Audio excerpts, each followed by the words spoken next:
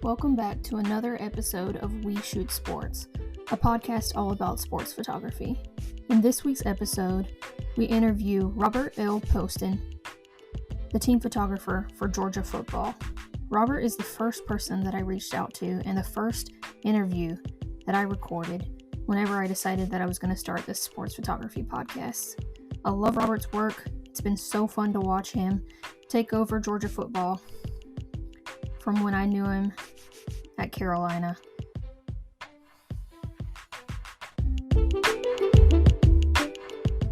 How's it going? Doing all right. Finished law school? I did. So we had a little graduation thing last weekend, I think, something like that. So they did a good job kind of making something virtual, but also kind of leaving the door open for something in the fall, too. Yeah, I think Carolina's doing the same thing. So, let's see here. So, let's talk a little bit about your background, like how you got into photography, and then we'll go. Absolutely. Yeah. Well, so I sort of stumbled into it, I guess. So my dad, when he was younger, he did a lot of kind of TV, radio, that sort of stuff. So growing up, I was really interested in just kind of media, technology, that sort of thing. And then I went to a high school that had a fantastic television production program. So I was very involved in that. So then when I got to UNC as an undergraduate, kind of immediately jumped into student television.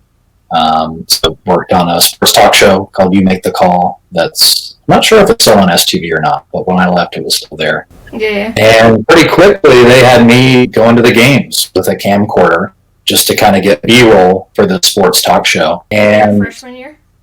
It was, yeah. So I think that fall football season, I think I ended up doing a few games. Wow. I don't think you and I met until the next fall, though, if I remember correctly. Yeah, it was a bit.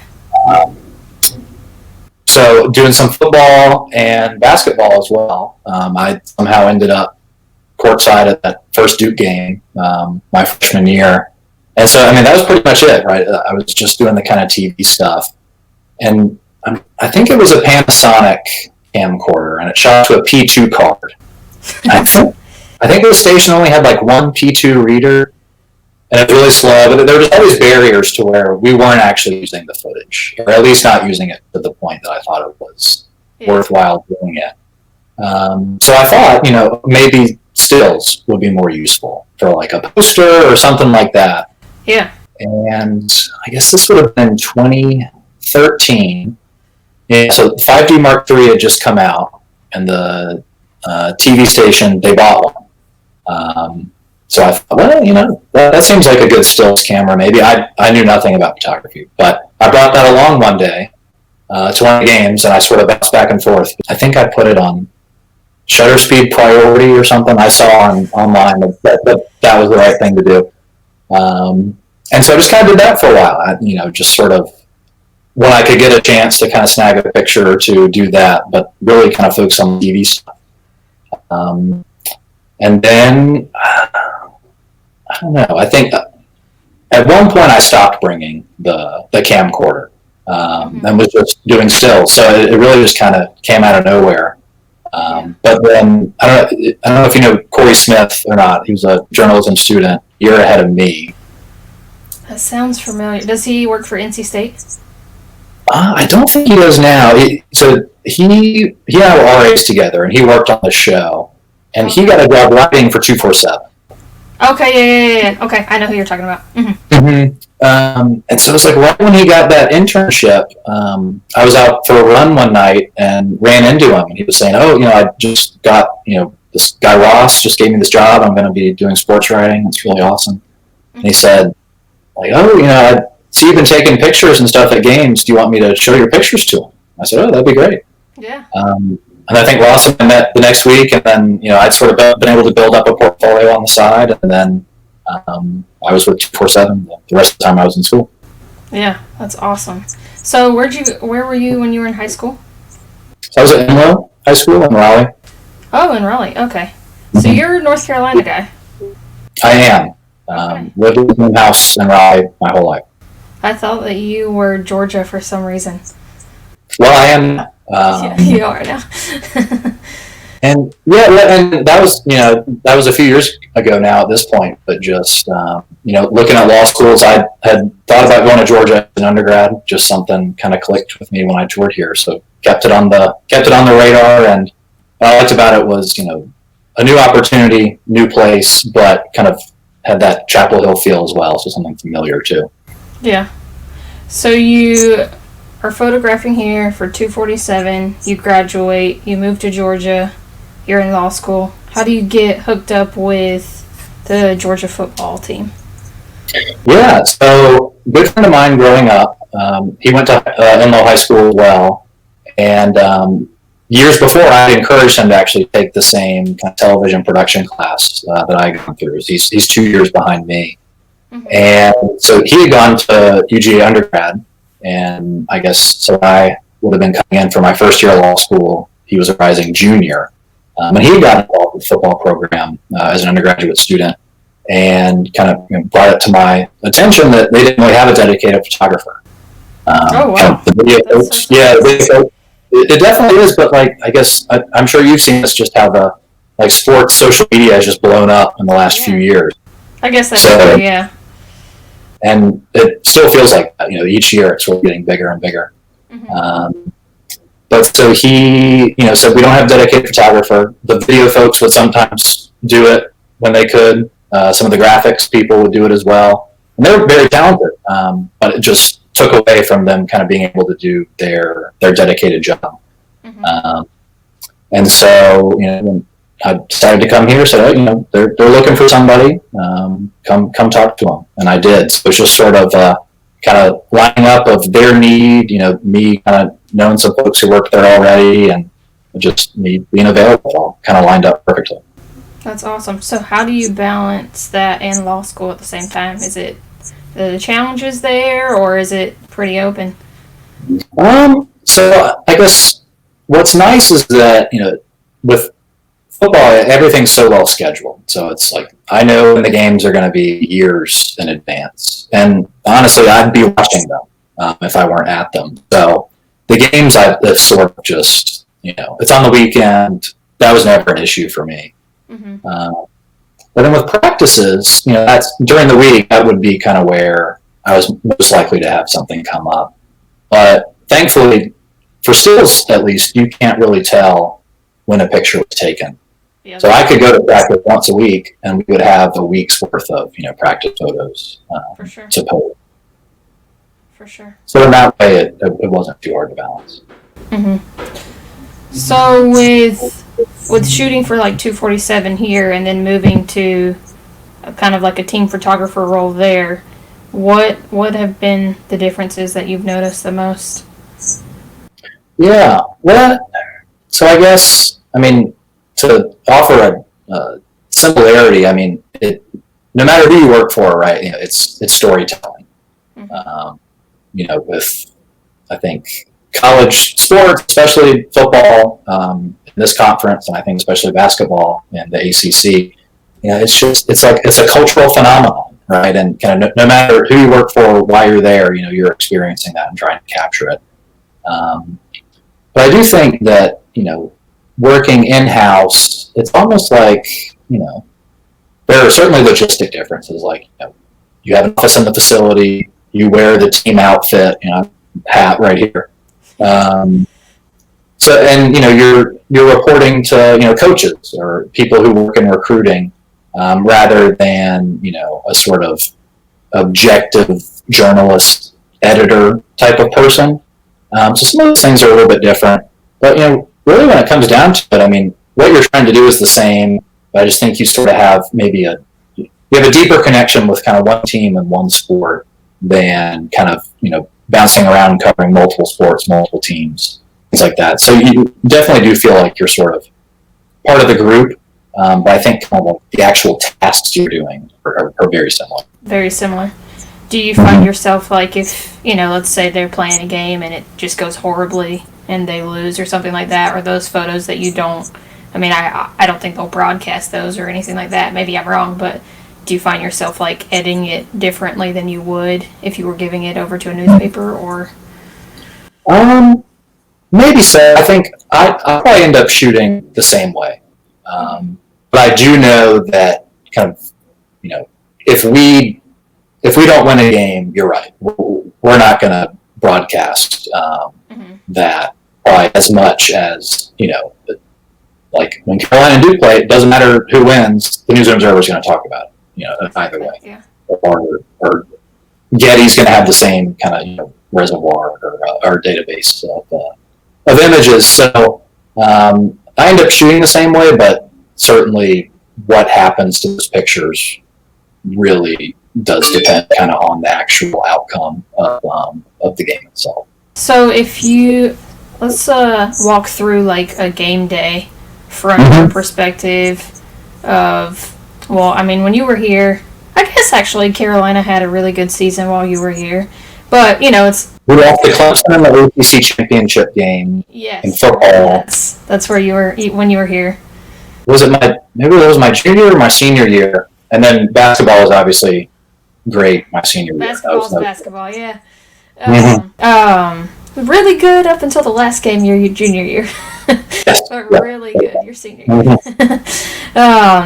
So walk us through that kind of a day, and I guess we'll just see if there's any differences that I know, or maybe any differences that you note, like how you handle it from team perspective. How early are you getting there? What kinds of things are you doing during the game that may be a little bit different? I don't know if that's like transferring for social media purposes or... Yeah, well, let's see. So I guess for my current position, home game versus away game makes a big difference. Just because for away games, usually kind of all the student employees had to kind of arrive at the same time. So for those away games, and I didn't end up doing too many of those. Just that was probably a choke point where the law school commitment certainly was, I guess, unavoidable in that sense, because the student bus and the team planes were leaving either on Thursday night or Friday.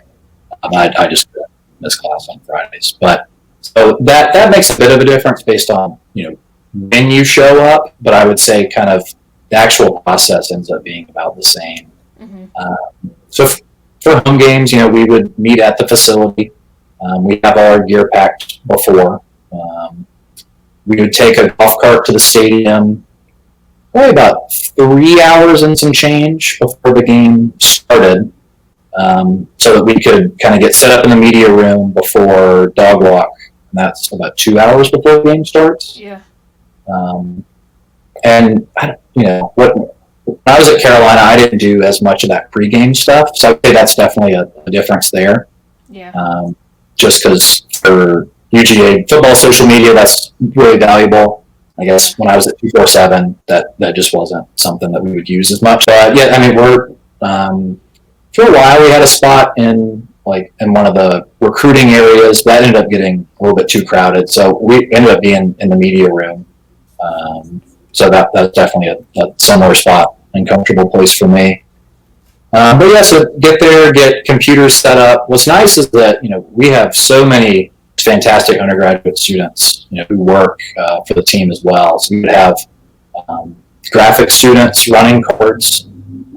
We would have some of our full-time graphic designers or those graphic students, kind of depending on who was available, editing images during the game. So I would say that's probably another big difference was kind of that in-game stuff. I guess at 247, I would maybe do dumps, and I would maybe try to edit a few at halftime, but nowhere near the volume that we try to get out.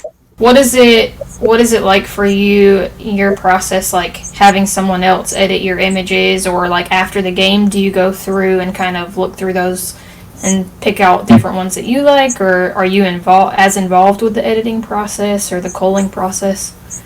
Yeah, so I think we had 2 really rainy games this year where this didn't work. But what we tried to do was have an Apple Note going, like a shared note. Yeah. And so we're lucky to have another photographer, I guess, this past year and maybe part of the year before, a former player, actually, Sam Madden, who came on working in our office. So by the end, we had 2 people shooting. But on the note, we would list just the file numbers of the ones that we thought were best. And then the people editing in the back were able to see that. When it was raining, the touchscreens didn't work. So hard to get the numbers down. Mm-hmm. I would say if there was one I really liked, but for the most part, I would list it, but they would look through as well and look at those, but also if they saw other ones, pick them out. But after the game, I would go through. So those we would do JPEGs, and then I would go through after the game and do it, I guess, deeper edit on the raw files, and then label those. So maybe that was redundant in a way, but that process just ended up, I think, working best for us. Yeah. So where all after a game do you see your images? I know obviously they're on social media. I've seen tons of them. There's a kid on the team from my hometown, so he's always posting your posts. I'm like, that's a Robert image. So Lemire, he's fantastic. Just a great guy. I really enjoy getting to know him. He's so but yeah, so I mean, really so the Georgia football page. When we do some stuff internally, and whether that be prints for seniors. I took the team group picture this year. Other stuff that kind of goes up in the facility, as part of graphics. So I would say those types of internal uses. Yeah. I do a little bit of the recruiting photo shoots as well. I'm sure you see a lot of those from lots of schools, but the guys get to try on the jersey, that sort of stuff. So I give that to them. And that really ended up being it. I mean, sometimes the blogs will, kind of pick up our stuff or repost it in some way. But really, our office is mainly video and graphic driven. Yeah. So I was the only dedicated photographer for a year and a half or two, and then we picked up another one here recently, Sam, who I mentioned before. Whereas we have double that in video, and video we have full-time people, we have students. Same thing with graphics, multiple full-time people, lots of students, but photo is kind of a much slimmer operation. Yeah. Why do you think that is? I think just the video content on most of our social media platforms, I think just sort of maybe is better at kind of telling the story just with the way we package it, doing those game trailers. The big games doing those those edits, the reel, which would say is kind of similar to a SEC Inside type of show. Yeah. Having the videos to play on the jumbotron at the game,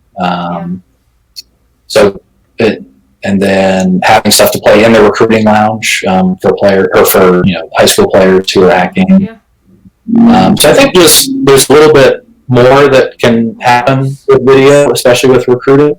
Yeah. But I mentioned a lot of ways that photos get used too. Oh, for sure. Yeah. But I think just video and graphics require more manpower, more volume. Yeah. I've seen that shift at Carolina even in just the last couple of years. Jeff is still primarily the UNC photographer. Mm-hmm. He probably needs help with all the sports that he covers. Because he's not just doing football or just basketball, he's doing a lot of everything, but they've continued to hire more and more video people, so it's just interesting to watch that.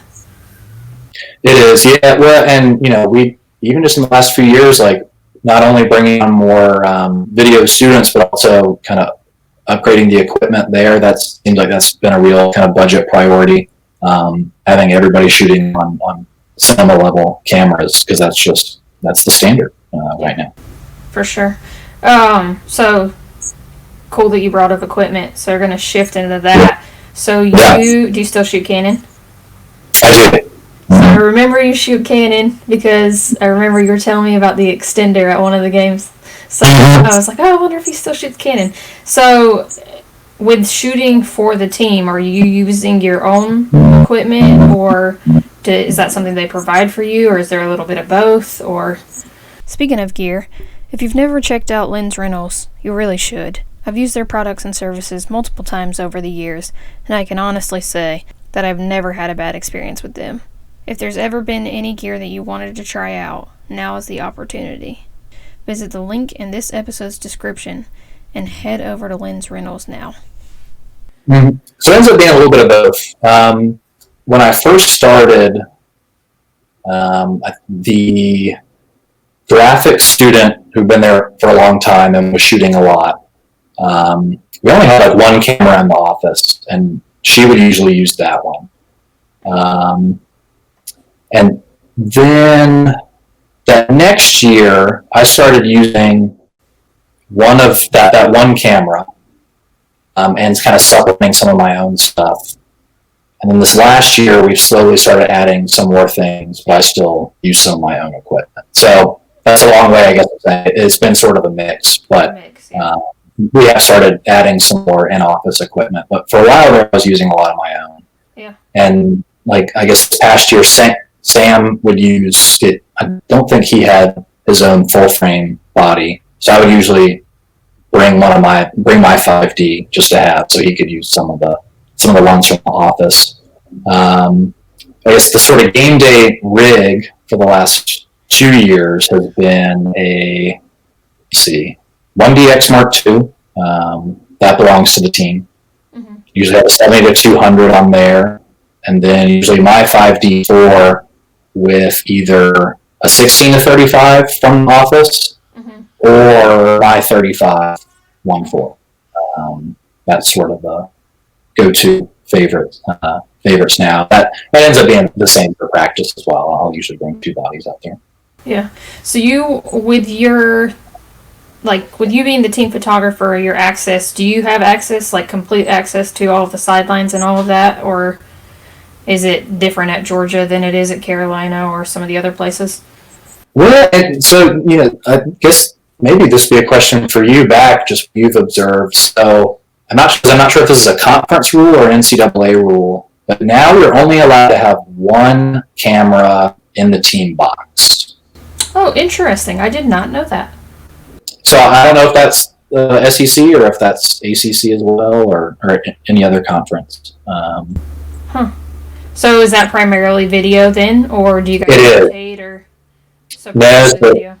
It ends up being a video student. And actually, my first year, we would fluctuate a little bit more, but of late, no, it's one video student in the box, mainly there for celebration, reaction, coach audio, that sort of stuff. But so I'll be sideline, 25 to end zone on either side, in the end zone. I end up moving around a good amount, but definitely sideline stuff. And then, pre-game can go in the locker room, post-game can go in the locker room, mm-hmm. Can ride team bus sometimes. So I would say working in-house, definitely are points where there are some more access, but during game, since I'm not the one video student in the box, it's the same as it's been for me before. That's so interesting. I'm trying to think now. Jeff just doesn't ever do that at Carolina. He's never in the mm-hmm. box. But they do have a video guy, but I don't know if he's the only one. I have got to find that out. That's so interesting. It's the first time I've heard that. Yeah, well, and like I said, it could be a conference rule, it could be a UJ rule. I'm not sure mm-hmm. whose it is, but that's how it is here. We find that video is best to have just for what's going on. Yeah, for sure. Has it been that way your whole entire time there, or? I'm trying to think. I think maybe the first year, it either wasn't. Well, maybe it has been. I would say we've gotten a lot more organized to where we put people. Mm-hmm. Because video is spaced out very strategically on each sideline in the end zone.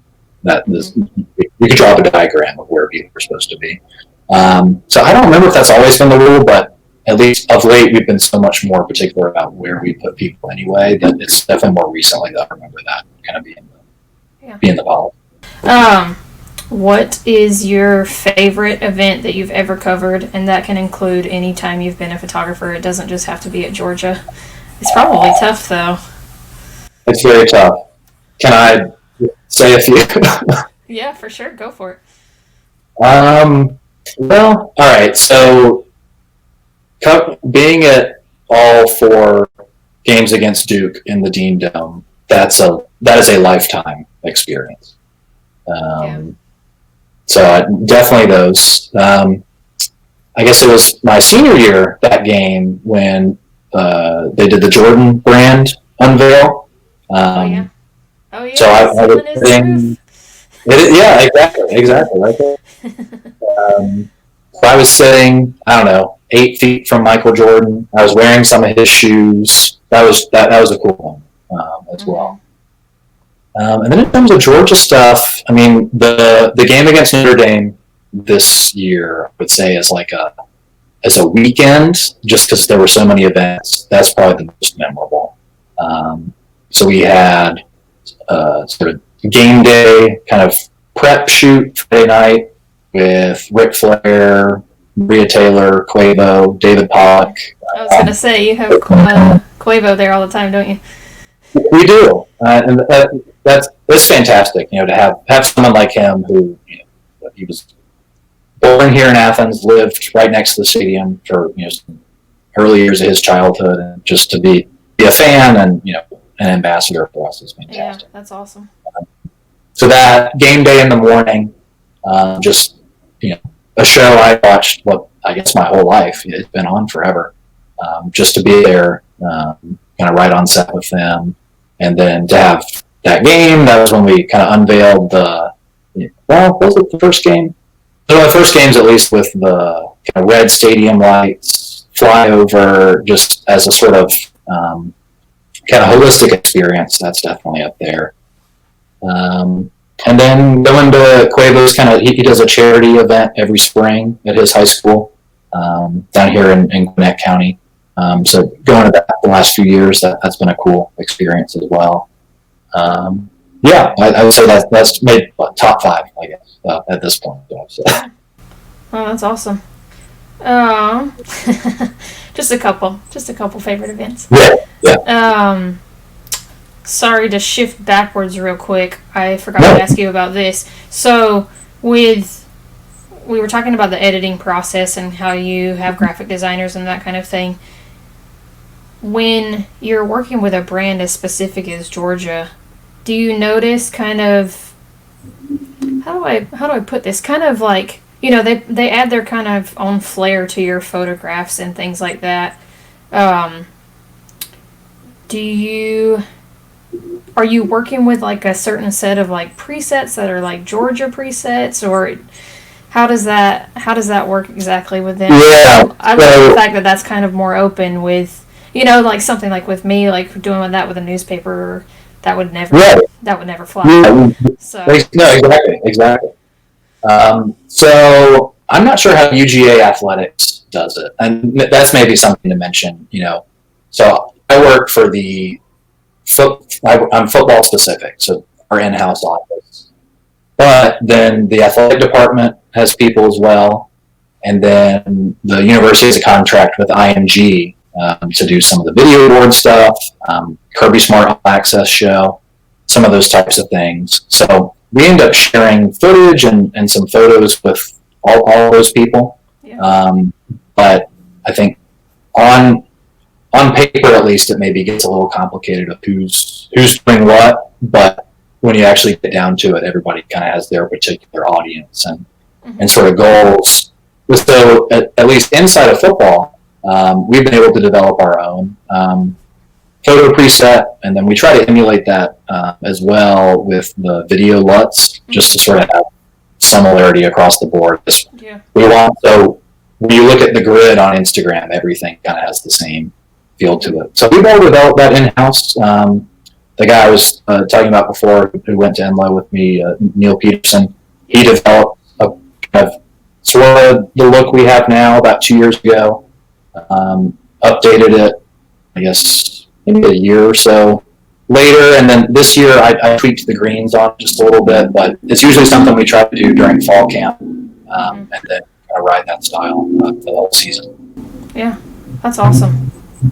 So it's kind of something that, depending on whether you're in the football program, it may get tweaked a little bit by athletics overall, or just... Well, yeah, so I guess when our footage or photos go over to IMG, like just for example, when they're making, or each week when they're editing the Kirby Smart All Access show, I would say their style is probably more similar to what you would see in a newspaper. Mm-hmm. I think we try to give them just as basic of video footage as possible, maybe with a little bit on it, but not our full creative look necessarily. And our photos end up being like the sort of the poster, I guess. Sometimes those are edited, but not always. Mm-hmm. And then athletics kind of has their own folks, so there's not too much crossing there. I'm not really sure. I'm not sure what their process is, but kind of each individual office kind of has their own needs, and so I guess when we share stuff, try not to do too much to it, so the people on the receiving end can make it match their own kind of look and style. But like I said, all our stuff kind of gets the same treatment for the whole year. That's awesome. I mean, you can kind of see that if you go and check out like the Georgia football. It's very cohesive, and so that's nice. It's nice that it's like that in house, because like I said, I mean, you can't do that with a newspaper. Or... No, but just it's for different purposes. And sometimes what I don't like about the look is that I don't think it's very realistic. Sometimes, other times it is, but then it's just sort of different style and approach. So sometimes I prefer the kind of the just sort of more realistic, plain newspaper look. I think I would say my personal edit, I try to make it a little bit more newspaper style. Mm-hmm. But then other times, I love the fact that when you look at the Instagram, everything looks the same. So that just sort of that creative component there is great as well. I think for that purpose, it's definitely the right thing, but like you said, not right for every purpose. Yeah, for sure. That's awesome. Thank you for walking us through that process. Let's see. Oh, last question for you. One piece of advice for aspiring sports photographers. Actually, 2 questions for you. I have one more after this. Okay. So, I would say for just photography in general, I think community immersion is really important. I think just being involved in some way with what's going on around you. I think just generally as a person, that's a good thing to do. But I also think when you do that with your photography, I think your photos are more genuine. I think you can have a kind of meaningful relationship with the people you're working with. And so, ultimately you end up with better photos, and I think it ends up being better for your career. I think you can kind of build those connections, the people around you, and if people who live near you or work near you know that you're a photographer, they're gonna ask, or they're gonna put your name out there. And then I guess for sports, we've had some people come in. Who I've kind of had the chance to work with and explain the process to, and kind of get going in their own kind of sports photography journeys. And it's hard. I mean, like I don't care where you went to high school. Just like the speed of people at the college and pro level, it's just so different. And so I think you got to find a way to kind of get reps, basically. I think Zamir told me this actually. I think in the fall, he was saying, he was saying that they're out there, practicing football, and he was saying, well, I would imagine it's the same with photography. Just going out and getting reps, practicing. That's the way to get better. That's definitely true. And I guess what's tough about that, or what I'm sure someone would say, is how do you get that first opportunity? And there, I'm not really sure. But I think just being involved and then trying to photograph as much sports-related stuff as you can is good. I also think knowing the game is very important. I'm sure you can speak to that, just having worked in the industry. Just being able to predict what's going to happen, I think that's really important as well. Yeah. No, that's a great answer. No, he's totally right. I think that's so funny that he said that to you. Just because, just to put it in perspective, So I used to be just a documentary photographer, like not doing any sports whatsoever, and I started photographing my hometown team, which is where he was in high school. But finding a kid like that who you know is going to the next level and photographing them, I mean, he blew everybody out of the water. He's running across the field and everybody's 20, 30 yards behind him. But finding somebody like that to take pictures of, just doing it over and over and over again. Yeah. Mm-hmm. That's great advice. And I'm sure the high school lighting is not that great. So when you get somebody running that fast, it's tough to lose it. Yeah. I know. Nothing like 1/500th of a second shooting football at night. So for somebody who will run a 4.3 40 or something like that. Yeah. Something crazy. No, he's insane. Last question for you. So you're done with law school.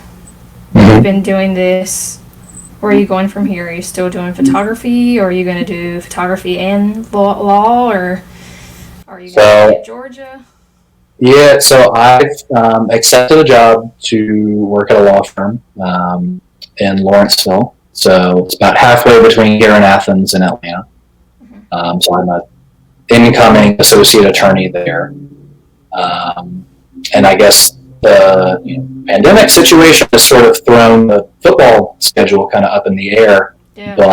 But the plan, at least, kind of depending on how the season goes, would be to have me still try to stay involved, somehow with the team. So whether that's just doing the home games, I did a photography seminar for some of the other folks in the creative department who are more graphics or video focused.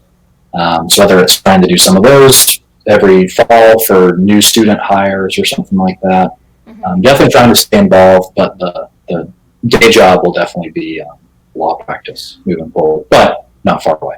That's interesting. That's awesome. It's awesome that you're able to stay close. Lawrenceville. That sounds so familiar. Is Trevor? Yeah. No, Trevor Lawrence isn't from there. He's not. Some huge recruit that we all know about is from Lawrenceville. I don't know who it is. I can't think of it either, but there's a lot of good football down here in Georgia. There are a lot of great young players. Yeah.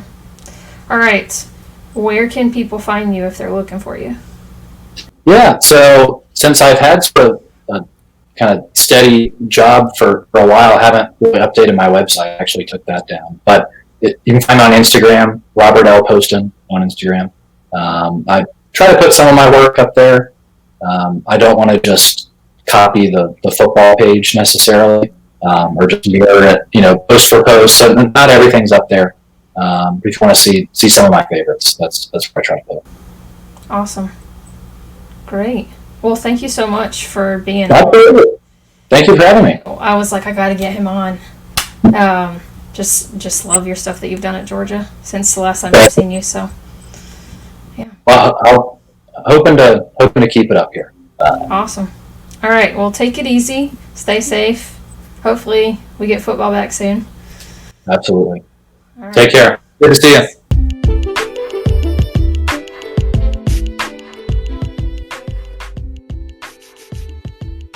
Thank you so much for listening to We Shoot Sports, a podcast all about sports photography.